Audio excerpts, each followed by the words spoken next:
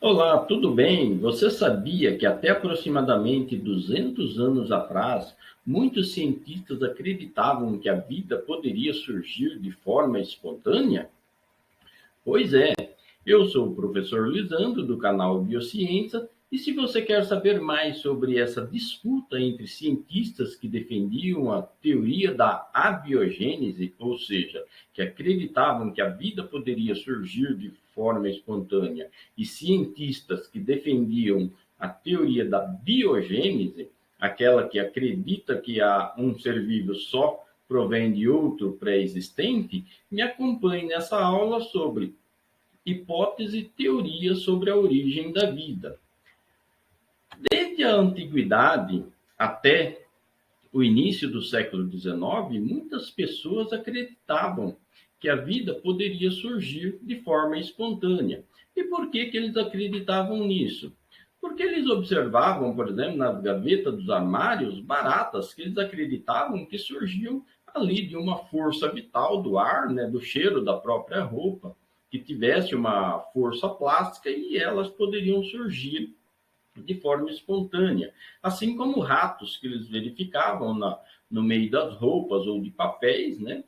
Esses ratos, então, eles não viam os ratos entrando dentro de casa e quando iam perceber, a casa estava cheia de ratos que eles acreditavam que tinham surgido espontaneamente ali.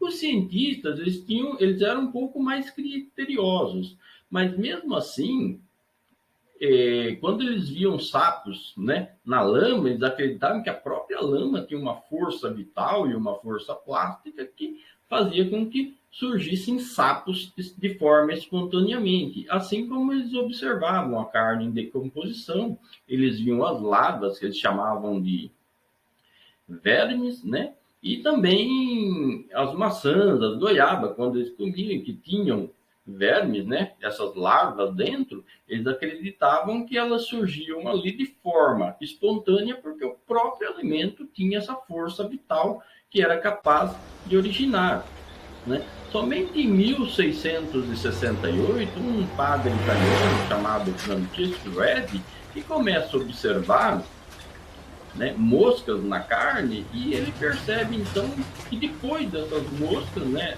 vinha as larvas. Então ele, né, pensou, será que essas larvas não são estágios da própria vida de uma mosca, né? Será que elas não colocam ovos ali? Então como que ele fez para provar essa teoria? Ele pegou alguns frascos, colocou carne crua dentro dele, ele deixou alguns frascos abertos, né? Outro ele cobriu com gaze e outro ele tampou. E observou por vários dias. Então, o que ele observou? Ele observou que a carne, à medida que ela ia se decompondo, as moscas, né, ali apareciam somente naquele frasco aberto, porque no frasco com gás, no frasco fechado, elas não conseguiam entrar. E após alguns dias desse movimento das moscas, ele percebeu então o surgimento de larvas. E aí ele constatou que essas larvas eram, na realidade, os filhotes das moscas, que as moscas então entravam na carne, depositavam seus ovos e ali, né, os ovos encontravam um ambiente favorável para ser eclodido e surgirem as larvas. Com isso, ele deu uma quebrada na teoria da geração espontânea. Porém, quase, né, um século depois, um padre inglês chamado John Needham, né, com o advento do microscópio, ele começa então a observar caldos nutritivos e verifica a presença de micro-organismos, que ele chamou então de animálculos, né? E ele então teve aquela ideia: será que esses micro-organismos estão aqui? Será que eles não surgiram de forma espontânea? Né? Ele era um defensor da teoria da geração espontânea, né? Então ele começou a fazer testes, né? E o que ele fez? Ele pegou um frasco, né, colocou caldo de carneiro, ferveu esse caldo de carneiro e já assim que ele ferveu, ele observou no microscópio e não observou nenhum microorganismo. Após alguns dias passados, ele foi novamente nesse caldo, olhou em gotículas em microscópio e observou, então, a presença de micro-organismos. Então, ele constatou, né? Ora, o caldo ele tem uma força, né, vital, uma força plástica, nutritiva, que faz com que seres vivos mais simples, como os micróbios, né, que eles naquela época chamavam de infusórios ou de animalcos, possam surgir de forma espontânea. Ou seja, o Ed poderia estar certo na questão de animais mais complexos, mas os mais simples, principalmente os invisíveis, eles surgem de forma espontânea. Então, há sim surgimento de vida de forma espontânea, né? Porém, um padre italiano chamado Lázaro Spallanzani repetiu também o mesmo experimento de Needham e comprovou exatamente o que Needham havia defendido. Só que ele achou que, por Needham ter deixado os frascos abertos, né, ele pensou, será que esses micro-organismos que surgiram após não vieram pelo ar? Então ele repete o experimento, mas com mais controle, né? Então o que ele faz? Ele coloca caldo de carneiro, suco de cevada, né? Ele faz com vários caldos nutritivos e coloca uma tampa nele e ferve, e outros ele deixa sem tampa. E o que aconteceu? Após ferver, ele esperou alguns dias e observou que aqueles que ele havia tampado não havia nenhum micro-organismo, porém aqueles que ele havia deixado aberto estavam repletos de micro-organismos. Então, ele defendeu a ideia de que a geração espontânea não existia, e sim o crescimento de micro-organismos, porque eles vinham pelo ar, porque naqueles frascos em que ele deixara coberto, tapado, que ele ferveu, matando os micro-organismos que ali poderiam existir, e depois fechou, após ele observar em microscópio, ele não viu nada de vida, né? Nenhum micro-organismo presente. Então, isso significava que o micro-organismo já estava ali, ou teria vindo pelo ar.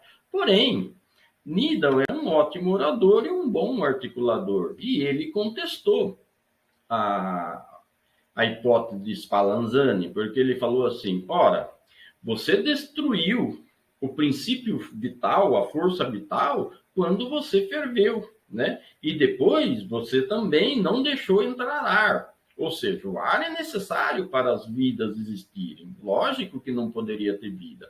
E a comunidade científica, então, né, uma grande parte da comunidade aceitou esse argumento de Needham e Spallanzani, sem argumento, né, pela timidez dele, acabou deixando passar isso aí e, novamente, a geração espontânea passou a ser a bola da vez, né? Porém, somente praticamente 100 anos após, um cientista francês, né, um químico chamado Louis Pasteur, ele começa a observar esses experimentos e os repete, né, tanto de Needham quanto de Spallanzani, e obtém os mesmos resultados que os dois tiveram.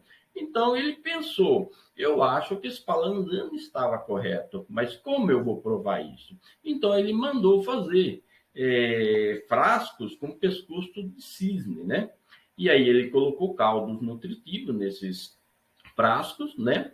E deixou abertura, né? Ou seja, o pescoço era longo e a abertura ficou lá na ponta, ou seja, o ar entra. Ele ferveu todos, então o que aconteceu? Quando ele ferveu, a evaporação da água, né, fez com que ela se acumulasse no gargalo e ali ficasse, né, bem na ponta, né, perto da saída, ficasse uma quantidade de água que impediria micro-organismos vindo do ar de passarem por ali, né? E aí ele esperou alguns dias, ele pegou uma parte desses galões, né, desses frascos e quebrou, né? Esperou mais alguns dias e observou então a presença de micro-organismos. Quando ele foi pegar daqueles frascos que ele não havia quebrado, não havia nenhum micro-organismo. Então ele comprovou de vez que a geração espontânea não existe e que realmente Spallanzani estava certo, ou seja, aqueles micro-organismos eles teriam vindo pelo ar nos caldos nutritivos. Então, dessa forma, né, somente a partir de 1860, e aí ainda demorou alguns anos para a comunidade entender isso, né, mas que Pasteur refuta de vez a teoria da geração espontânea, né?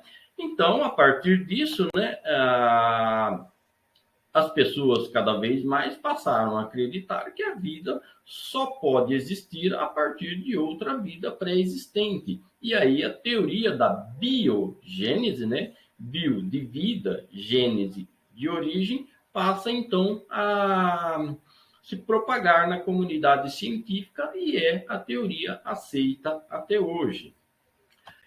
Então, se você gostou dessa aula, desse assunto, se inscreva no nosso canal, né? Deixe o seu like, ative o sininho para receber as próximas notificações e compartilhe esse vídeo com outras pessoas para que mais pessoas possam ter conhecimento sobre esses tipos de assunto. Muito obrigado.